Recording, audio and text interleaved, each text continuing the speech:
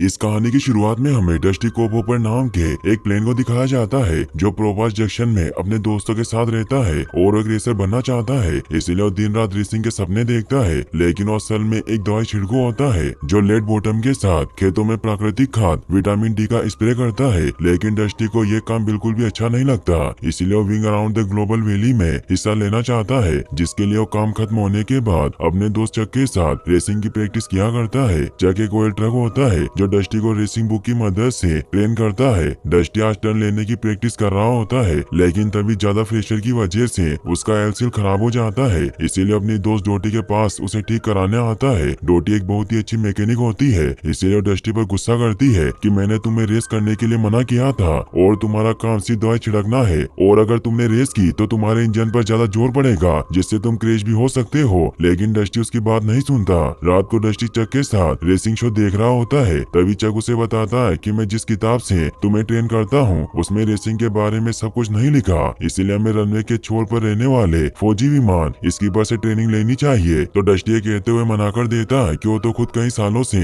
नहीं उड़े हैं, इसीलिए मैं उससे ट्रेनिंग क्यों लूं। तो चक उसे कहता है कि स्पार्की ने मुझे बताया कि वो नेवी में बहुत ही अच्छा फाइटर इंस्ट्रक्टर थे। तो डस्टी भी मान जाता है और वो दोनों स्कीपर के हैंगर के बाहर आ जाते हैं। चक अंदर जाने से डर रहा होता है क्योंकि स्कीपर ने अपने मिशन के दौरान 50 लड़ाकू जहाज मार गिराए थे, इसीलिए वो पीछे जाकर छिप जाता है। स्कीपर बाहर आ जाते हैं तो डस्टी उन्हें कहता है कि मैंने आपके बहुत किस्से सुने हैं और मैं wing around the global race में हिस्सा लेने जा रहा हूँ, इसलिए क्या आप मुझे ट्रेन कर सकते हैं। लेकिन स्कीपर साहब मना कर देते हैं और से कहते हैं कि रेसिंग तुम्हारे बस की बात नहीं, जिससे डस्टी उदास हो जाता है। अगले दिन वो चक और डोटी के साथ wing around the global race में हिस्सा लेने के लिए क्वालीफाई राउंड में जाता है, जहाँ बहुत सारे रेसर आए होते हैं। तभी वहाँ रिप स्लिंगर नाम का रेसिंग स्टार भी आ जाता है, जिसे देखकर सभी बहुत खुश होते हैं, मगर वो बहुत घमंडी होता है और खुद ही अपनी तारीफ किया करता था क्योंकि अब तक 3 बार रेस जीत चुका था। फिर क्वालीफाई राउंड स्टार्ट होता है जिसमें से 5 रेसर को चुना जाएगा जो सबसे कम टाइम में मीनारों के राउंड को पार करेंगे। फिर एक एक करके सभी रेसर उड़ान भरते हैं और जब डस्टी की बारी आती है तो सभी उसका मजाक उड़ाते हैं क्योंकि एक दवाई छिड़कू था। लेकिन जब डस्टी उड़ान भरता है तो सभी के होश उड़ जाते हैं, मगर डस्टी 6 पोजीशन पर आता है, इसीलिए वो रेस में क्वालीफाई नहीं होता,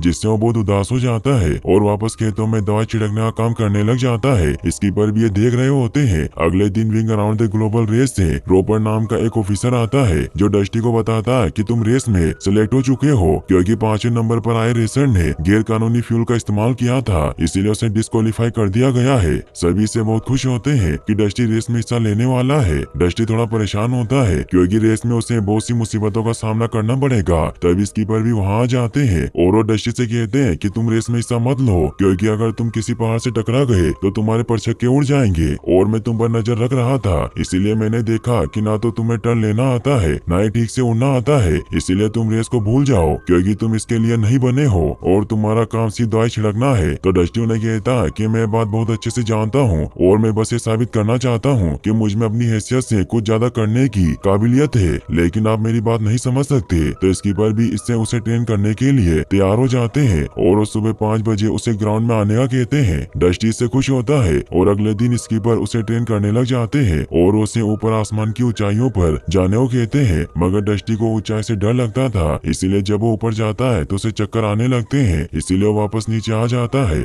स्कीपर को कुछ समझ नहीं आता तो डस्टी उनसे झूठ बोल देता है कि मेरा फ्यूल खत्म हो गया था। तो स्कीपर उस पर गुस्सा करते हुए कहते हैं कि तुम्हें क्या लगता है कि मैं बेवकूफ हूँ, और वो गुस्से में वहाँ से जाने लगते हैं। तो डस्टी उन्हें सच बताता है कि मुझे ऊंचाई से डर लगता है। तो सभी से हैरान होते हैं, जिस पर डस्टी कहता है कि मैं सिर्फ खेतों में दवाई छिड़कता हूँ, इसीलिए मैं कभी 1000 फीट से ज्यादा ऊंचाई पर नहीं उड़ा। तो स्कीपर उसे कहते हैं कि हम तुम्हारे डर का बाद में कुछ करेंगे, लेकिन पहले हमें तुम्हारी स्पीड बढ़ानी होगी, और उसके लिए एक ट्रैक तैयार करते हैं जिसमें डस्टी को आसमान में उड़ने वाले एक बड़े शिप की परछाई को हराना था। लेकिन डस्टी की स्पीड काफी कम होती है, इसीलिए वो काफी कोशिश करने के बाद भी उसे नहीं हरा पा रहा था, इसीलिए डोटी उसका टोक बढ़ाती है। डस्टी दिन रात प्रैक्टिस करता है जिससे अब उसकी स्पीड बहुत ज्यादा हो जाती है और वो टर्न लेना भी सीख गया था, इसीलिए वो आसमान में उड़ते प्लेन की परछाई को हरा देता है, जिससे सब खुश होते हैं क्योंकि अब डस्टी की स्पीड 317 माइल पर आवर की हो गई थी। स्कीपर डस्टी पर अपने स्कॉटन जोली रेंचेस का लोगो लगाते हैं जिससे डस्टी खुश होता है। फिर डस्टी न्यूयॉर्क जाने के लिए निकल जाता है क्योंकि वहीं big around the global valley की फर्स्ट रेस स्टार्ट होने वाली थी। डस्टी पहली बार शहर में आया होता है, इसीलिए जब वो रनवे पर लैंड करता है तो एक बड़े से प्लेन के नीचे आने वाला होता है, लेकिन वो किसी तरह खुद को बचा लेता है। फिर वो रेस के तंबू का रास्ता पूछते हुए वहाँ पहुँच जाता है, जहाँ डस्टी बुलडॉग से मिलता है, जो इंग्लैंड के फेमस रेसर थे।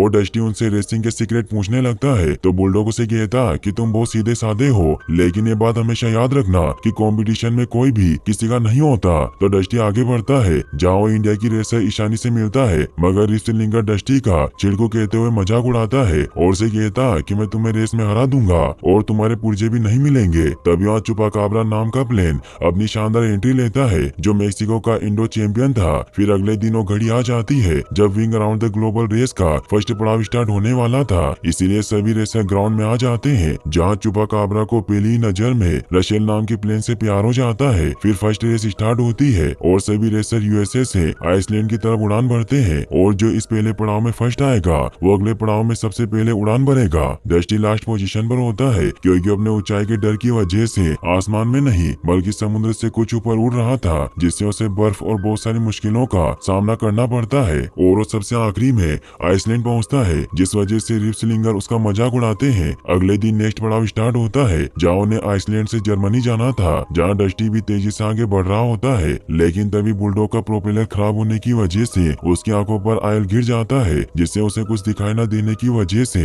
वो नीचे गिरने लगता है, जिससे डस्टी उसकी मदद करने जाता है। क्योंकि वो दिल का बहुत अच्छा था, इसीलिए वो बुलडॉग को सेफली रनवे पर लैंड करवा देता है, लेकिन इससे डस्टी आखिरी आता है। बुलडॉग डस्टी को थैंक्स कहता है, तभी रिप्सलिंगर भी वहाँ आ जाता है और वो डस्टी को ताना मारता है कि अच्छे लोग कभी भी आगे नहीं बढ़ पाते। डस्टी बहुत दुखी हो जाता है और वो भी बाकी रेसर के साथ बार में आ जाता है, जहाँ चुपाकाब्रा उसके पास आता है, जो डस्टी को अपने दिल का हाल बताता है कि रशेल के दिल में मेरे लिए कोई जगह नहीं है। तभी वहाँ फ्रांस नाम की एक हवाई कार आती है, जो डस्टी को बताता है कि मैं आपका बहुत बड़ा फैन हूँ और मैं चाहता हूँ कि आप ये रेस जीते। डस्टी भी इससे खुश होता है कि उसके भी फैंस हैं। फ्रांस डस्टी को एक सुझाव देता है कि आप अब एक रेसर बन चुके हैं, इसलिए आपको अपने पाइप और स्प्रे टैंक को निकाल देना चाहिए। चुपाकाब्रा भी फ्रांस की बात से सहमत होता है, तो डस्टी भी मान जाता है और वो अपने स्प्रे पार्ट्स निकलवा लेता है, जिससे अब वो भी बहुत खुश होता है, क्योंकि उससे अब हल्का हल्का महसूस हो रहा था। फिर दिखाया जाता है कि रेस का तीसरा चरण स्टार्ट होता है, जिसमें अब डस्टी बहुत स्पीड से आगे बढ़ने लगता है और वो अपनी अच्छाई से सभी जगह फेमस हो जाता है और हर जगह सिर्फ उसकी चर्चा होती है। और अब डस्टी लास्ट पोजीशन से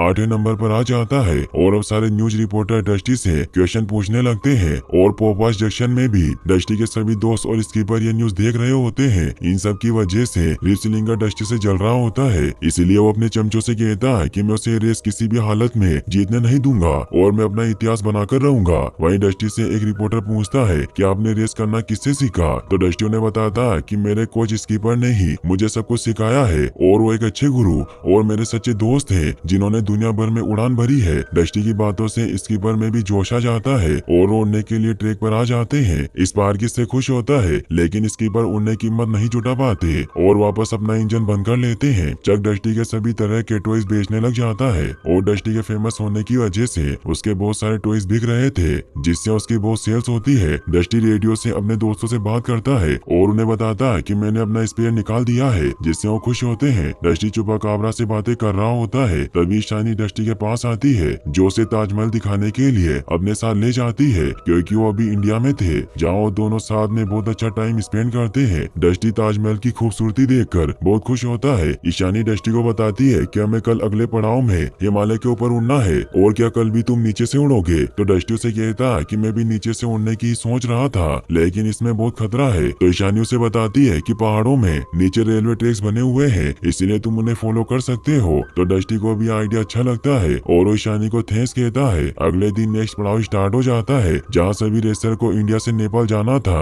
वैसे तो ये रास्ता बहुत छोटा था, लेकिन इसमें उन्हें ऊंचे ऊंचे पहाड़ों को पार करना था। डस्टी ईशानी के आइडिया से पहाड़ों के ऊपर ना उड़कर ट्रैक्स के साथ नीचे से उड़ने लगता है, लेकिन नीचे ट्रैक्स पर सुरंग होती है, जिससे वो बुरी तरीके से नीचे फंस जाता है, क्योंकि वो तेज हवाओं को पार करके ऊपर नहीं जा सकता था। इसीलिए वो सुरंग के सहारे पहाड़ पार करने लगता है, लेकिन तभी आगे से ट्रेन आने लगती है, जिससे डस्टी बहुत डर जाता है, मगर वो एंड टाइम पर ट्रेन से बचता हुआ सेफली टनल से बाहर निकल जाता है और वो सबसे पहले नेपाल के ट्रैक पर पहुंच जाता है। लेकिन वहाँ के नजारे को देखकर डस्टी को लगता है कि वो मर गया है और उसका जन्नत में स्वागत हो रहा है। लेकिन वहाँ के लोग उसे बताते हैं कि तुम सबसे पहले नंबर पर हो और बाकी के रेसर अभी तक यहाँ नहीं पहुँचे। इससे वो खुश होता है। सभी डस्टी के इस कारनामे से बहुत खुश होते हैं, क्योंकि डस्टी ने अपनी जान जोखिम में डालकर टनल पार की थी। डस्टी ईशानी के पास जाता है और ईशानी का नया प्रोपेलर देखकर समझ जाता है कि उसने रिप्सलिंगर के कहने पर उसे गलत रास्ता दिखाया था, इसीलिए उसे कहता है कि इससे मेरी जान जा सकती थी और तुमने ऐसा क्यों किया। तो ईशानी उसे कहती है कि मुझे लगा कि तुम रेस छोड़कर वापस लौट जाओगे, जिस पर डस्टी उसे कहता कि तुम गलत थी और अब मैं तुम पर भरोसा नहीं कर सकता। फिर अगला पड़ाव स्टार्ट होता है जहाँ उन्हें नेपाल से चाइना जाना था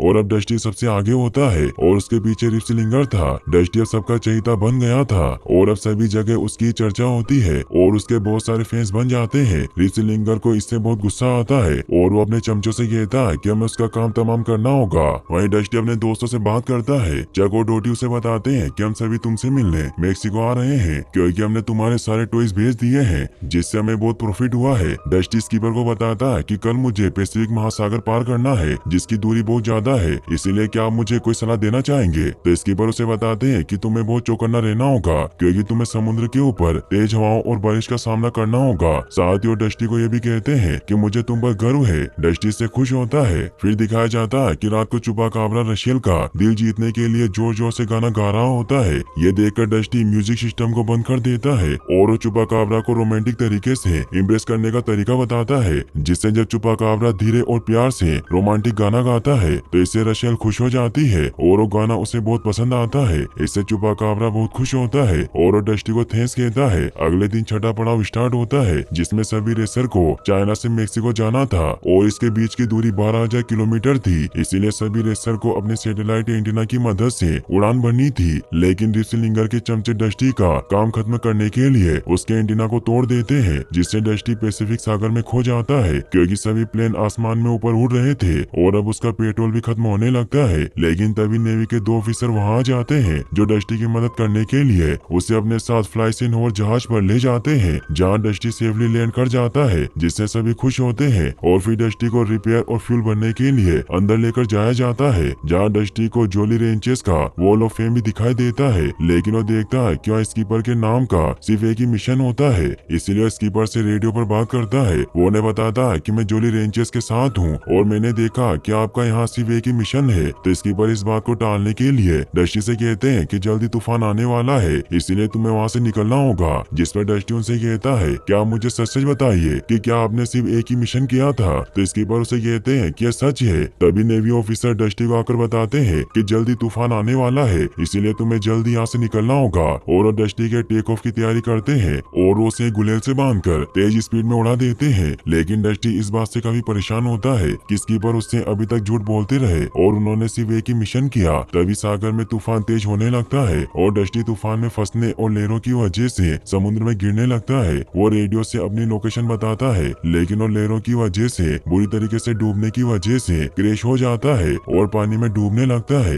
नेवी वहाँ पहुँच जाती है और वो डस्टी को पानी से निकालकर मेक्सिको रेसिंग ट्रैक पर ले आते हैं, जहाँ सभी डस्टी का बुरा हाल देखकर बहुत परेशान हो जाते हैं। डोटी डस्टी का चेकअप करती है, जिससे उसे पता चलता है कि डस्टी के सभी पार्ट्स बुरी तरीके से खराब हो चुके हैं, इसीलिए वो अब नहीं उड़ सकता। डस्टी स्कीपर से काफी गुस्सा होता है, इसीलिए अकेले में उनसे बात करता है। स्कीपर डस्टी को पुरानी बातें बताते हैं कि मेरे स्क्वाड्रन में सभी नौसिखिए थे और वो सभी एक से बढ़कर एक थे क्योंकि सभी को मैंने ट्रेन किया था। और एक दिन हम आम पेट्रोलिंग पर निकले थे, तभी मेरे साथियों को दुश्मन का एक जहाज दिखाई दिया, इसीलिए जब हम हमला करने के लिए आगे बढ़े तो हमने देखा कि वहाँ दुश्मन के जहाजों का पूरा ग्रुप था और उन सभी ने हम पर हमला कर दिया, जिससे हम सभी उनसे नहीं बच पाए और हम सभी क्रैश हो गए और मेरा पूरा स्क्वाड्रन खत्म हो गया, जिससे मैं पूरी तरीके से टूट चुका था। और उस दिन के बाद से मैंने कभी उड़ान नहीं भरी। और फिर स्कीपर उससे झूठ बोलने के लिए माफी मांगते हैं। डस्टी काफी परेशान होता है। डोटी उसके पास आती है और वो डस्टी को समझाती है कि मैं जानती हूँ कि स्कीपर ने गलत किया,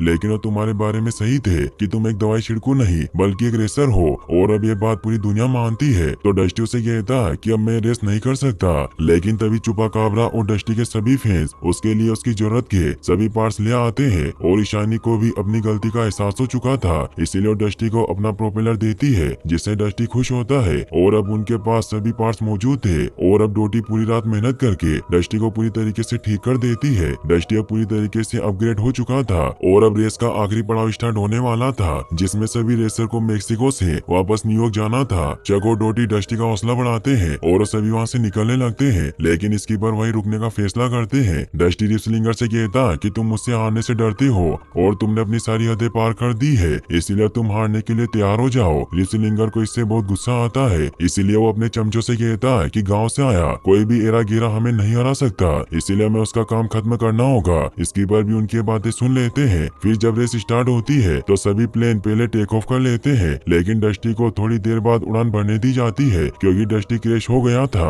डस्टी फुल स्पीड में आगे बढ़ने लग जाता है। जाओ बहुत जल्दी रेसर को पछाड़ते हुए आगे बढ़ रहा होता है और अब रिसिलिंगर के काफी करीब पहुंच जाता है, इसीलिए रिसिलिंगर अपने चमचों के साथ उस पर अटैक करने लगता है, लेकिन तभी स्कीपर वहां आ जाते हैं जो डस्टी को उनसे बचा लेता है। डस्टी उन्हें उड़ते हुए देखकर बहुत खुश होता है। स्कीपर रिसिलिंगर को डस्टी पर अटैक करने से रोकने लग जाते हैं और डस्टी रिसिलिंगर के दोनों चमचों को एक गाड़ी में फंसा देता है। फिर डस्टी आगे बढ़ने लगता है, लेकिन रिसिलिंगर धोखे से स्कीपर के टेल को तोड़ देता है, जिससे वो नीचे गिरने लगते हैं। डस्टी उनके पीछे जाता है तो स्कीपर उसे कहते हैं कि मैं खुद को संभाल लूंगा, तुम रेस पर ध्यान दो। डस्टी फुल स्पीड में आगे बढ़ने लग जाता है। रिसिलिंगर डस्टी से काफी आगे होता है और वो डस्टी को पास आता देख फुल स्पीड में आगे बढ़ने लग जाता है, लेकिन डस्टी अपनी पावर और ज्यादा नहीं बढ़ा पा रहा था, इसीलिए स्कीपर की बातें याद करके अपने डर को भुलाकर बादलों से ऊपर उड़ता है, जिससे उसे हवा से फुल सपोर्ट मिलता है और वो बहुत ज्यादा स्पीड में आगे बढ़ने लग जाता है। डस्टी को भी ऊंचे आसमान में उड़ने में मजा आता है, लेकिन अभी भी रिसिलिंगर उससे आगे होता है और अब उसे पूरा विश्वास था कि उसे हराने से कोई नहीं रोक सकता,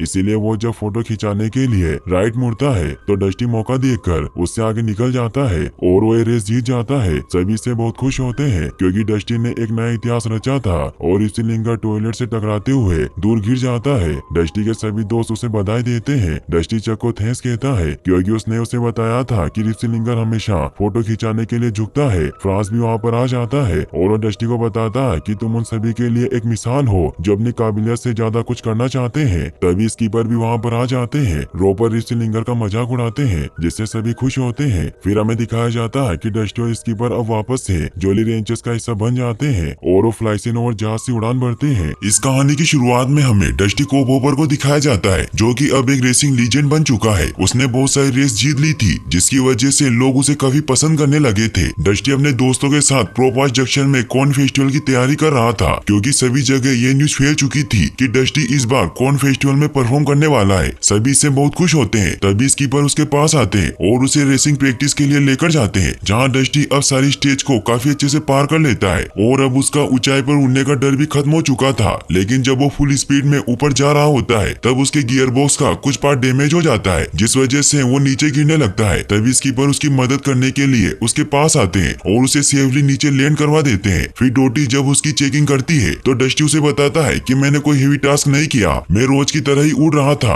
और मुझे कुछ नहीं हुआ है, बस मुझे थोड़ी सी हिचकी आई है। तभी वो कहती है कि तुम्हारा रिडक्शन गियर बॉक्स फेल हो चुका है। तो डस्टी उसे कहता है कि हम नया पार्ट्स ऑर्डर कर लेंगे, तुम उसे बदल सकती हो। तो डोटी बहुत सैड हुई कहती है कि तुम्हारे अंदर जो गियर बॉक्स है उसका प्रोडक्शन काफी समय से बंद हो चुका है। तो चक उसे कहता है कि तुम डस्टी के गियर बॉक्स को रिपेयर कर सकती हो। तो डोटी उसे बताती है कि ये बहुत ही मुश्किल काम है और इस काम के लिए फैक्ट्री होनी जरूरी है। डस्टी इससे काफी परेशान हो जाता है। तो डोटी उसे कहती है कि अब तुम्हें टॉर्क को 80% तक ही यूज करना होगा। तो डस्टी उसे कहता है कि मुझे ज्यादा टॉर्क की जरूरत है, क्योंकि मैं हाई टॉर्क के बिना रेस नहीं जीत पाऊंगा और पहले भी तो तुमने मेरा टॉर्क बढ़ाया था। तो डोटी उसे समझाती है कि अगर तुमने ज्यादा पावर में टॉर्क इस्तेमाल किया तो तुम क्रैश हो जाओगे, इसीलिए मैं तुम्हारे अंदर एक वार्निंग लाइट लगा रही हूँ, जिससे जब भी ये ऑन होगा तो तुम्हें अपनी पावर को स्लो करना पड़ेगा, नहीं तो तुम क्रैश हो जाओगे। इससे हम डस्टी समझ जाता है कि वो अब कभी भी रेस नहीं कर पाएगा। सभी से काफी सैड हो जाते हैं। रात को स्कीपर डस्टी को एक बार में लेकर जाते हैं ताकि उसका मूड अच्छा हो सके। तभी चक और स्पार्की भी वहाँ जाते हैं। वो उसे कहते हैं कि हमने एक डीलर से बात की है और हम पूरी कोशिश करेंगे कि तुम्हारे लिए कोई दूसरा गियर बॉक्स मिल सके।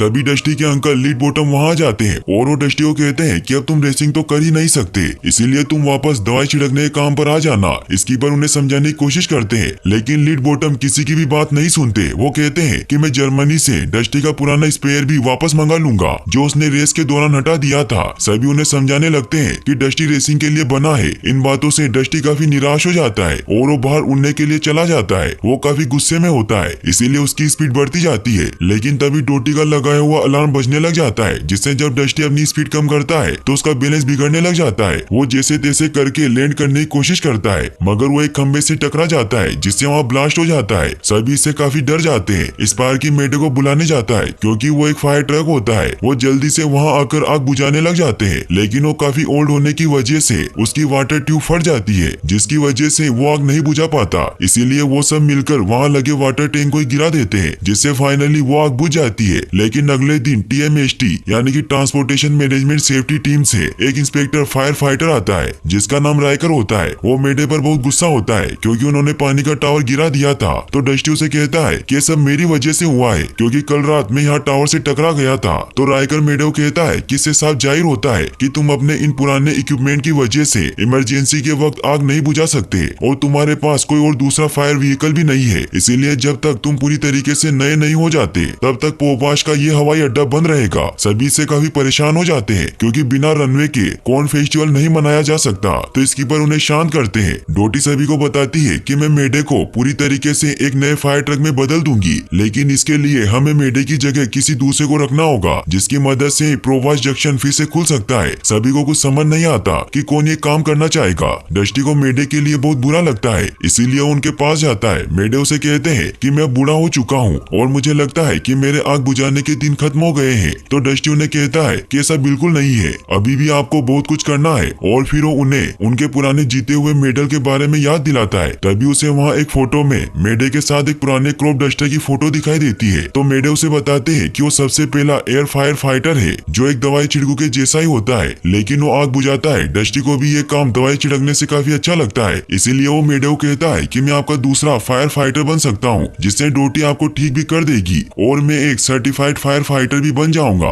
और इन सबसे प्रोवास जंक्शन भी फिर से खुल जाएगा। मेडे इससे काफी इमोशनल हो जाते हैं। फिर अगले दिन dusty piston peak air attack पर जाने की तैयारी करता है, क्योंकि वही इकलौती जगह होती है जहाँ फायर फाइटर को ट्रेन एंड सर्टिफाइड किया जाता है। मेडे उसे कहते हैं कि जब तुम वहाँ पहुँचोगे तो तुम फायर एंड रेस्क्यू के चीफ ब्लेड रेंजर से मिलना, जो ही तुम्हें ट्रेन और सर्टिफाइड करेंगे। फिर वो सभी को गुड बाय कहकर वहाँ से निकल जाता है। डस्टी कुछ ही दिनों के सफर के बाद वहाँ पहुँच जाता है, जहाँ वो देखता है कि वहाँ सभी अपने काम में व्यस्त होते हैं। तभी वहाँ कुछ स्मोक जंपर्स आते हैं। वो उनसे पूछता है कि क्या यही पिस्टन पीक एयर अटैक है? तो वो कहते हैं कि तुम वही हो, और हम 1958 से ही इस सुंदर वैली की सेवा कर रहे हैं, और मुझे आपको देखकर लगता है कि आप यहाँ ट्रेनिंग लेने आए हैं। डस्टी उन्हें बताता है कि मेरा नाम डस्टी कोबोपर है। ये सुनकर डीपर उसके पास आती है, क्योंकि वो उसकी बहुत बड़ी फैन थी और उसने उसकी सारी रेसिंग देखी थी। वो उसे कहता है कि मुझे ब्लेड रेंजर से मिलना है। तो उसे बताते हैं कि वो वैली का राउंड लगाने गए हैं और वो कुछ ही समय में वापस आ जाएंगे। तभी वहाँ उन्हें टावर पर एक मैसेज मिलता है कि जंगल में लावारिस कैंप की वजह से आग लग गई है। सभी ये सुनते ही अपने अपने काम में लग जाते हैं। वो सारी चीजों को लोड करके आग बुझाने के लिए निकल जाते हैं। डस्टी भी उनके साथ जाता है। जंगल में आग बहुत ज्यादा बढ़ चुकी थी। वहाँ ब्लेड रेंजर भी होते हैं, जो बड़ी बहादुरी से उस आग को बुझा रहे थे। वो सभी को कमांड देते हैं, जिससे वो सभी उस आग को जंगल में और ज्यादा फैलने से रोक लेते हैं। सभी स्मोक जंपर्स भी पैराशूट की मदद से नीचे कूद जाते हैं और जंगल के रास्तों को साफ करने लग जाते हैं। तभी ब्लेड रेंजर देखते हैं कि कुछ ट्रैक्टर आग से बचकर भाग रहे हैं, लेकिन उनमें से एक ट्रैक्टर पीछे रह जाता है, जिससे वो एक पेड़ के नीचे आने वाला होता है। मगर तभी रेंजर उसे अपने हुक की मदद से बचा लेते हैं। ये देखकर डस्टी उनसे काफी इम्प्रेस हो जाता है, मगर तभी वो उनके सामने से निकल जाता है, जिससे वो रेड पाउडर में गंदा हो जाता है। वापस आकर डस्टी को साफ किया जाता है। ब्लेड रेंजर को लगता है कि वो कोई टूरिस्ट है, तो विल लिफ्टर उन्हें बताता है कि ये यहाँ आपसे ट्रेनिंग लेने आया है। डस्टी उन्हें बताता है कि मुझे मेडे ने भेजा है, तो उसे ट्रेनिंग देने के लिए मान जाते हैं और वो मारू को डस्टी के लैंडिंग गियर चेंज करने को कहते हैं। मारू उसके लैंडिंग गियर में पोंटूस फिट कर देता है, जिससे अब वो काफी लंबा हो जाता है। इससे वो बहुत खुश होता है। तभी उसे वहाँ पिस्टन पीक एयर अटैक का वॉल ऑफ फेम दिखाई देता है, जो बिल्कुल जोली रेंजर्स की तरह था। डस्टी मारू से पूछता है कि मुझे अपनी तस्वीर यहाँ लगाने के लिए क्या करना होगा? तो मारू बताता है कि इस वॉल ऑफ फेम में उसी की फोटो लगती है जो क्रैश हो जाता है, यानी कि जो अपनी जान जोखिम में डालकर उन लोगों की जान बचाता है जिन्हें वो जानता भी नहीं है। फिर हमें दिखाया जाता है कि अगले दिन ब्लेड डस्टी को ट्रेनिंग देने लगते हैं, जहाँ वो उसे पानी के ऊपर उड़ना सिखाते हैं ताकि वो ब्रिज को पार करके पोंटूस में पानी भर सके। डस्टी स्पीड में ब्रिज की तरफ पहुंचने लगता है, लेकिन इससे उसका टॉर्क ज्यादा बढ़ जाता है और वो अपनी स्पीड कम कर लेता है। ब्लेड उसे टॉर्क बढ़ाने को कहते हैं, क्योंकि उन्हें नहीं पता था कि डस्टी का गियर बॉक्स खराब है। तो डस्टी वापस लौट आता है, जहाँ वो जंगल में धुआं उठता हुआ देखता है, तो रेड फास्फोरेंट पाउडर वहाँ डाल देता है, मगर वहाँ कुछ कारें बॉन्ड फायर कर रही थी। इसलिए ब्लेड उसे ताना मारते हैं कि तुमने उन्हें अच्छी छुट्टी मनाने से बचा लिया।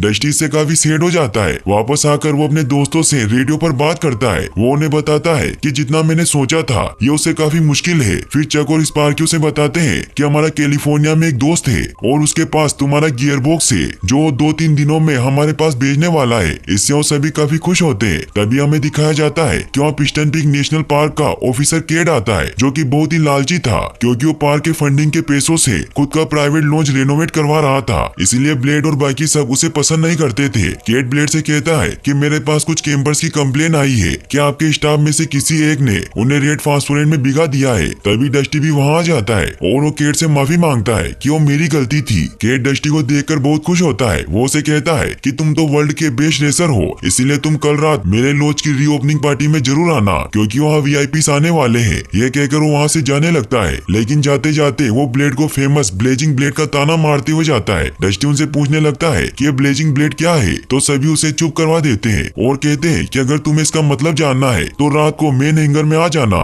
लेकिन याद रहे कि ब्लेड को इसके बारे में कोई खबर नहीं लगनी चाहिए। रात को जब डस्टी मेन हैंगर में जाता है तो मारू उसे अंदर लाता है, जहाँ ब्लेड के सिवाय सभी मौजूद होते हैं। वो एक वीडियो प्ले करते हैं जिससे डस्टी को पता चलता है कि ब्लेड पहले एक टीवी स्टार हुआ करते थे, जिसमें वो एक पुलिस कोप का किरदार निभा रहे थे और उनका एक दोस्त भी था जिसका नाम निक लूपिन था। वो साथ में उस टीवी शो में काम किया करते थे, लेकिन डस्टी को अभी भी ये समझ नहीं आ रहा था कि वो इतने बड़े टीवी स्टार थे तो यहाँ क्या कर रहे हैं। तो सभी उसे कहते हैं कि अभी भी एक मिस्ट्री बना हुआ है। फिर हमें दिखाया जाता है कि अगले दिन उन्हें पता चलता है कि जंगल में बहुत सारी जगहों पर आग लगी हुई है, इसीलिए वो सभी मिशन पर जाने की तैयारी करते हैं। लेकिन ब्लेड डस्टी को साथ चलने से मना करते हैं क्योंकि वो अभी तक सर्टिफाइड नहीं हुआ था। लेकिन सभी कहते हैं कि हमें अपनी पूरी टीम की जरूरत है। डस्टी भी उन्हें कहता है कि मुझे भी आपकी मदद करनी है, इसीलिए ब्लेड भी मान जाते हैं। फिर वो सब साथ में मिशन पर निकल जाते हैं, जहाँ ब्लेड उन्हें गाइड करते हैं। लेकिन आग बहुत ज्यादा होती है, इसीलिए सभी स्पेस जंपर्स आग में फंस जाते हैं। ये देखकर डस्टी उन्हें बचाने के लिए उनके ऊपर रेड फास्फोरेट डाल देता है, जिससे वो सभी बच जाते हैं और फाइनली अब वो आग भी बुझ जाती है। वो वापस लौट आते हैं, जहाँ डस्टी देखता है कि वीआईपी प्लेन केट की पार्टी में जा रहे हैं। तो डस्टी सभी को कहता है कि हम सबको भी वहाँ जाना चाहिए। रात को वो सभी केट के लॉज की तरफ जाते हैं, जहाँ बहुत सारे वीआईपी आए हुए थे। वो लॉज बहुत ही आलीशान और खूबसूरत था क्योंकि केट ने उसे काफी पैसे लगाकर रेनोवेट किया था।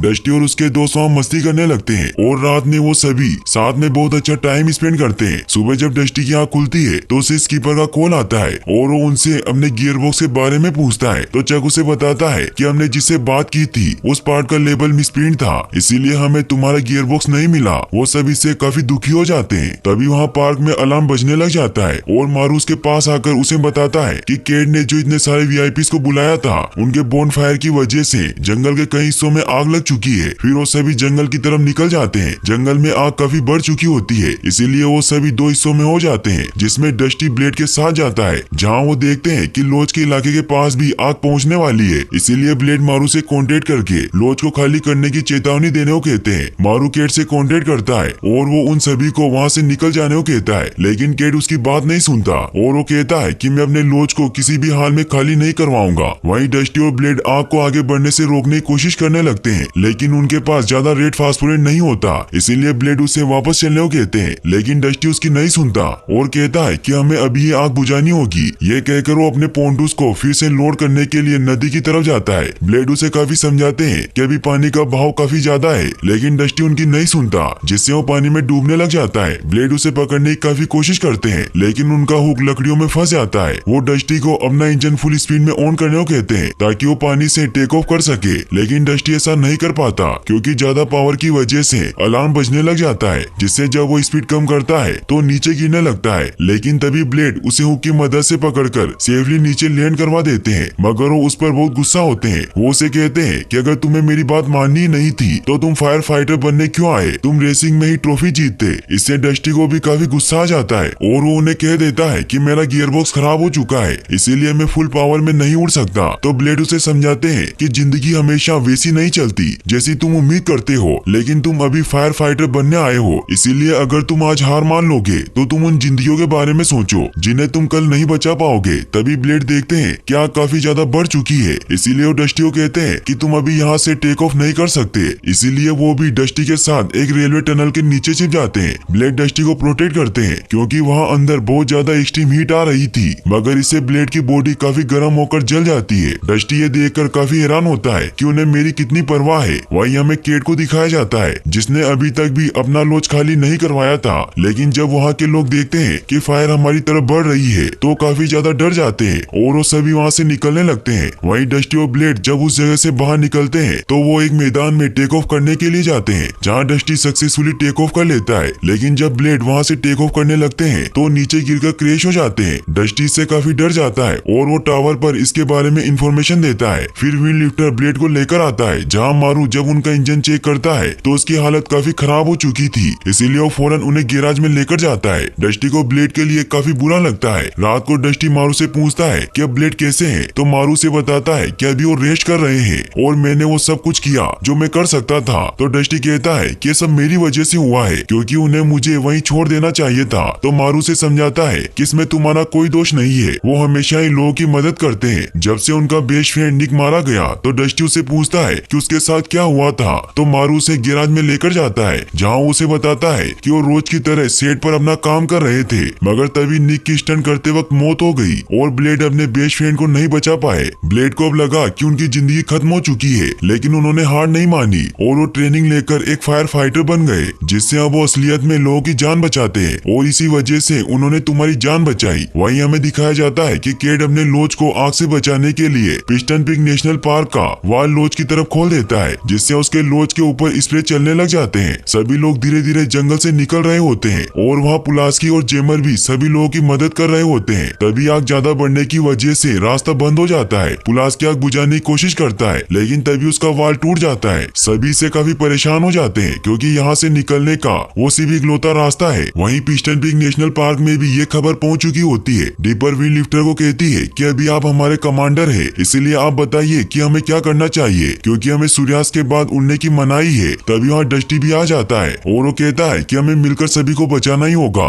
विंड लिफ्टर भी जाने के लिए तैयार हो जाता है। फिर वो सभी सामान लोड करते हैं, लेकिन जब मारू उनमें पानी भरने लगता है तो वो देखता है कि वाल में पानी नहीं आ रहा है और अभी आग की वजह से झील से भी पानी नहीं भरा जा सकता, इसीलिए वो अपने पास मौजूद चीजों से लोगों को बचाने जाते हैं। पूरे जंगल में आग फैल चुकी होती है। वो उस रास्ते पर पहुंचकर वहाँ की आग को बुझा देते हैं और वो रास्ता क्लियर कर देते हैं। सभी वहाँ से निकलने लग जाते हैं। तभी विंड लिफ्टर को टावर से मैसेज मिलता है कि ब्रिज पर 2 पुराने आरवीसी फंसे हुए हैं। ये सुनकर डस्टी उनके पास जाता है और उसे कहता है कि मैं वहाँ जाकर उन्हें बचा सकता हूँ, क्योंकि मैं ही वहाँ जल्दी पहुँच सकता हूँ। तो विंड लिफ्टर उसे कहता है कि तुम्हारे पोंटूस में पानी नहीं है। तो डस्टी कहता है कि मैं नदी से पानी भर लूंगा। तो विंड लिफ्टर उसे परमिशन दे देता है। डस्टी अपनी येलो स्पीड में उस तरफ निकल जाता है, जहाँ वो ब्रिज पर उन दोनों को फंसा हुआ देखता है। वो नदी से अपने पोंटूस में पानी भरने की कोशिश करता है, लेकिन हर जगह जले हुए पेड़ पड़े होते हैं, इससे वो हर बार इधर उधर टकरा जाता है। वहीं वो ब्रिज भी टूटने लगता है, जिससे वो दोनों आरवीसी वहाँ लटक जाते हैं। डस्टी को उन्हें बचाने का कोई रास्ता नजर नहीं आता।